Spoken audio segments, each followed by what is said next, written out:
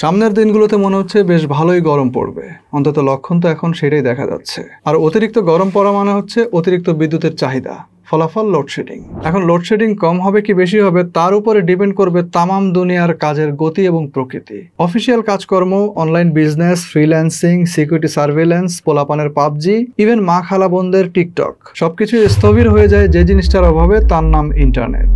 আর load shedding হচ্ছে এই ইন্টারনেটের প্রধান শত্রু। তবে যে জিনিসটা সহজেই এই বাধাকে অতিক্রম করতে পারে তা হচ্ছে আজকের এই মিনি ইউপিএস নামক বস্তুটা।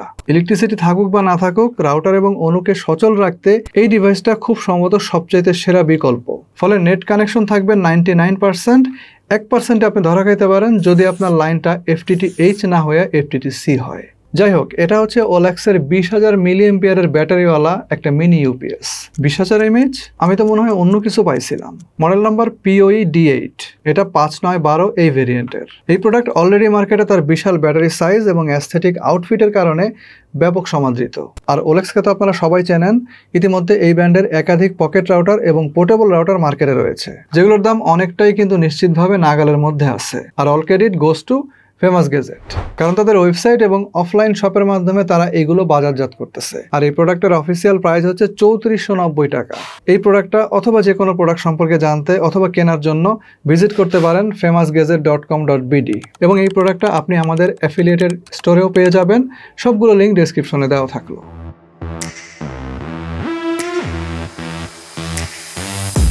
বক্স কন্টেন্ট হিসেবে থাকতেছে ইউপিএস,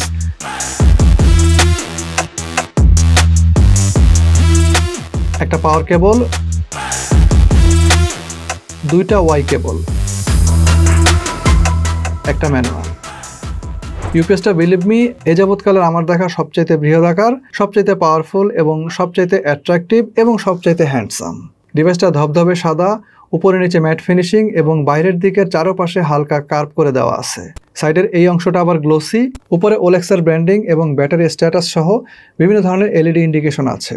নিচের দিকে আছে এয়ার ভেন্ট এবং কিছু ইনফরমেশন এবং ওয়াল মাউন্ট করার সুবিধা।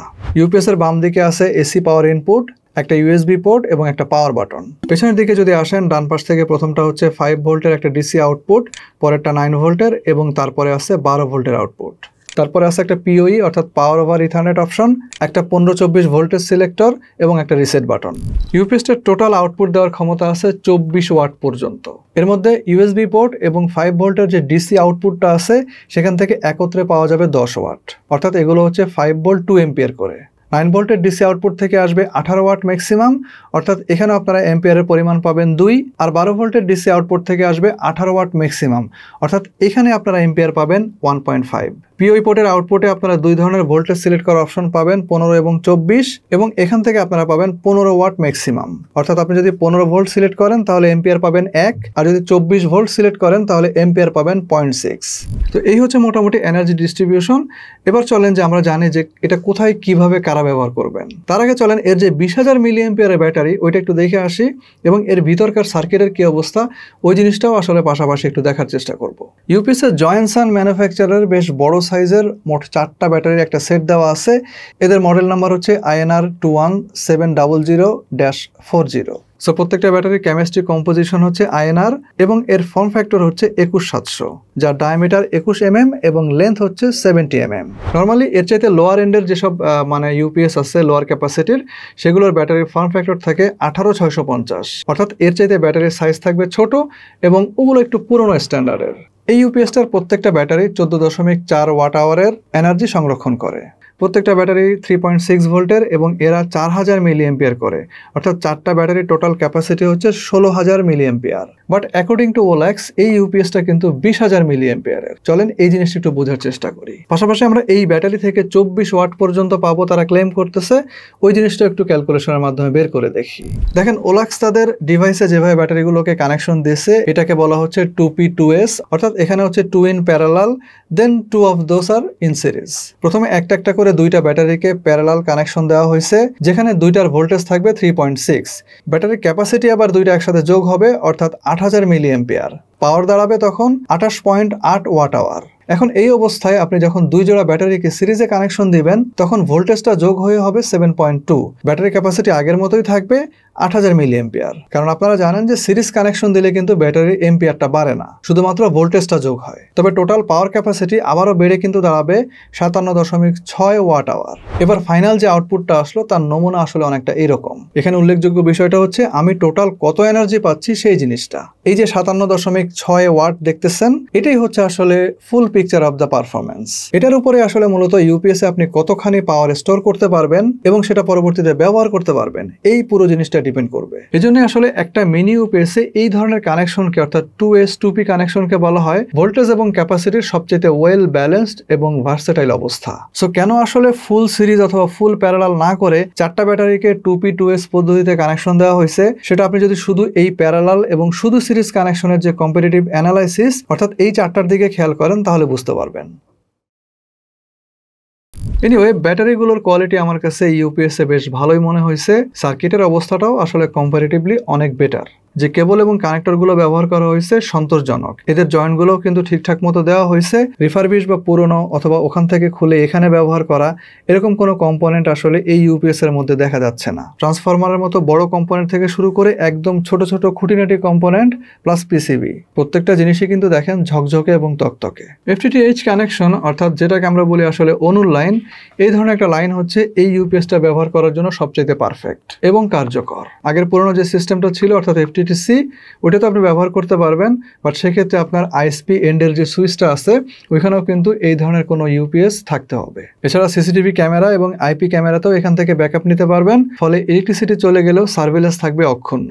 আইপি ক্যামেরার জন্য এই ইউপিএস এর যে 5 ভোল্টের পিন পোর্টটা আছে এটা ব্যবহার করতে পারবেন, অথবা আপনি চাইলে ইউএসবি পোর্টটা ব্যবহার করতে পারবেন, অথবা এখানে যে পিওই পোর্ট আছে এগুলোকেও ব্যবহার করতে পারবেন। এবং আপনি যদি চান যে সবগুলোকে আপনি আলাদা আলাদা ব্যবহার করবেন তাও পারবেন, আবার যদি চান সবগুলোকে একত্রেও ব্যবহার করতে পারবেন। পিওই পোর্টের মাধ্যমে আমরা বিভিন্ন পিওই রাউটার এবং পিওই সুইচও চাইলে ব্যবহার করতে পারবো। 12 ভোল্ট 1.5 এম্পিয়ারের যে পোর্টটা আছে এখান থেকে আপনি যে কোনো অণু ব্যবহার করতে পারবেন এবং অলমোস্ট যে কোনো রাউটারও চাইলে ব্যবহার করতে পারবেন। যেমন এসি স্ট্যান্ডার্ডের প্রায় সব ডুয়েল ব্যান্ড রাউটার এই পোর্টের আওতায় আসবে এবং এক্স স্ট্যান্ডার্ডের যে লোয়ার এন্ড রাউটারগুলো আছে এবং তার পাশাপাশি যে হাই এন্ডের রাউটারগুলো আছে সেগুলোও কিন্তু এই পোর্টের মাধ্যমে চলবে।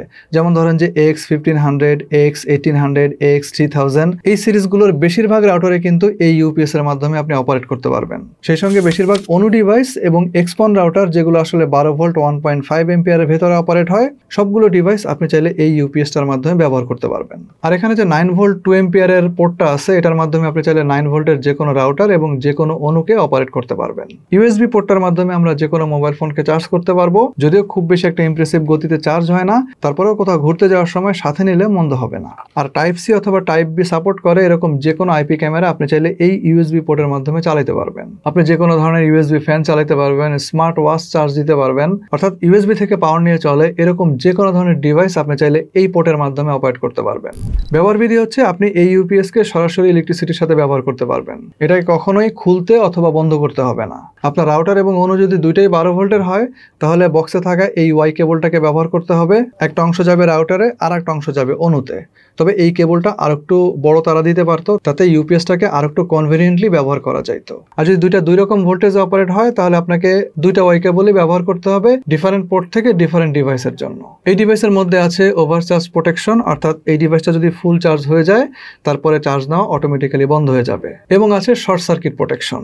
ওভারচার্জ প্রোটেকশন এবং শর্ট সার্কিট প্রোটেকশন এগুলো ইউপিএস এর নিজের ব্যাটারি এবং ইউপিএস এর আন্ডারে ব্যবহৃত যেসব কম্পোনেন্ট থাকবে সবকিছুর স্থায়িত্ব ধরে রাখার জন্য খুবই গুরুত্বপূর্ণ। আর ইলেকট্রিসিটি থাকুক অথবা না থাকুক এই ডিভাইসটার থ্রুতেই কিন্তু আপনার ডিভাইস পর্যন্ত ইলেকট্রিসিটিকে যাইতে হবে। সো ভোল্টেজের আপডাউন জনিত কোনো টেনশনও কিন্তু আপনার আর থাকতেছে না। এই ডিভাইসটা ভোল্টেজের যে আপডাউন সেটাকে স্টেবিলাইজ করতে পারবে। সুতরাং আমি আশা করতেছি আপনারা হয়তো এতক্ষণে বুঝে গেছেন যে এই ডিভাইসটা কে কখন কোন অবস্থায় ব্যবহার করতে পারবেন। দেখেন এটা একটা হিউজ ব্যাটারি ক্যাপাসিটিওয়ালা ডিভাইস।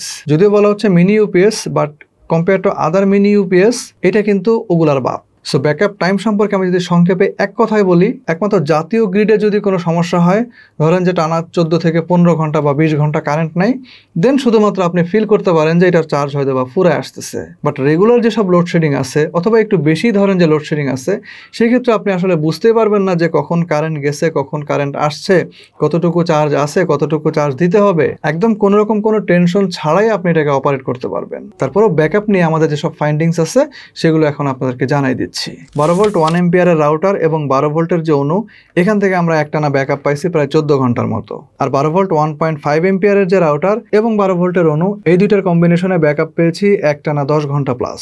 আর 12 ভোল্ট 1.5 এম্পিয়ারের রাউটার এবং 9 ভোল্টের অনু, এই ক্ষেত্রে আমরা প্রায় 12 ঘন্টা প্লাস ব্যাকআপ পেয়েছি। আর আইপি ক্যামেরা, ছোটোখাটো ইউএসবি ফ্যান অথবা অ্যাক্সেস কন্ট্রোল যেগুলো আমরা দরজার সাথে ইউজ করি, সেখানে আপনি চাইলে এই ডিভাইসটা ব্যবহার করতে পারবেন। এবং এই ক্ষেত্রে আসলে ব্যাকআপ নিয়ে খুব বেশি এটা টেনশন করার আপনার দরকার নাই। মোবাইলও রিচার্জ করতে পারবেন। এখানকার যে ব্যাটারি ক্যাপাসিটি সেই অনুসারে আমি যদি বলি তাহলে মোটামুটি 4 বারের মতো আপনার যে কোনো মোবাইল আপনি ফুল চার্জ করতে পারবেন। পাওয়ার ওভার ইথারনেটের ক্ষেত্রে আপনি কম্পারেটিভলি কম ব্যাকআপ পাবেন। অ্যাকচুয়ালি এরকমটাই পাওয়ার কথা। 15 বা 24 যেরকম ভোল্টেজ আপনি সিলেক্ট করবেন, আপনি সেই অনুসারে ব্যাকআপ পাবেন। এই ডিভাইসটা একদম হোম ইউজ থেকে শুরু করে একদম ইন্ডাস্ট্রিয়াল লেভেল পর্যন্ত দুই জায়গাতেই ব্যবহার করার যথেষ্ট সুযোগ আছে। এর ব্যাটারি ক্যাপাসিটি এবং ম্যাক্সিমাম ওয়াট আওয়ার দুইটাই আসলে এদিক থেকে যথেষ্ট সুইটেবল। তবে আমার পার্সোনাল ওপিনিয়ন হচ্ছে, আপনার এলাকায় যদি কারেন্ট খুব বেশি একটা যায় না বা গেলেও তাড়াতাড়ি করে চলে আসে, এরকম কন্ডিশনে আসলে এই ধরনের ইউপিএস আপনার দরকার নাই। আফটার অল এটার দাম তো আসলে কম না, প্রায় 3500 টাকা। 3500 টাকা দিয়ে অনেকে অ্যাকচুয়ালি রাউটারও কিনতে চায় না। তো সেই ক্ষেত্রে এরকম কন্ডিশন হলে আপনার অ্যাকচুয়ালি দরকার নাই। আপনি এর থেকে কম যে ইউপিএস আছে ওলাক্সের, ওগুলো নিতে পারেন। আর যদি এরকম হয় যে আপনার এলাকাতে ইলেকট্রিসিটি ফ্রিকোয়েন্টলি যায়, গিয়ে আবার অনেকক্ষণ পরে আসে, অথবা দিনের অর্ধেকই দেখা যাচ্ছে কারেন্ট থাকে না, প্লাস যাদের আসলে মাল্টিপারপাস ব্যাকআপের প্রয়োজন হবে, তাদের জন্য আসলে এই ডিভাইসটা সুইটেবলই শুধু না, ইফেক্টিভও বটে। শীঘ্রই আসবো নতুন কোনো ভিডিও নিয়ে, নতুন কোনো রিভিউ নিয়ে। সে পর্যন্ত সবাই ভালো থাকবেন এবং সুস্থ থাকবেন। আল্লাহ হাফেজ।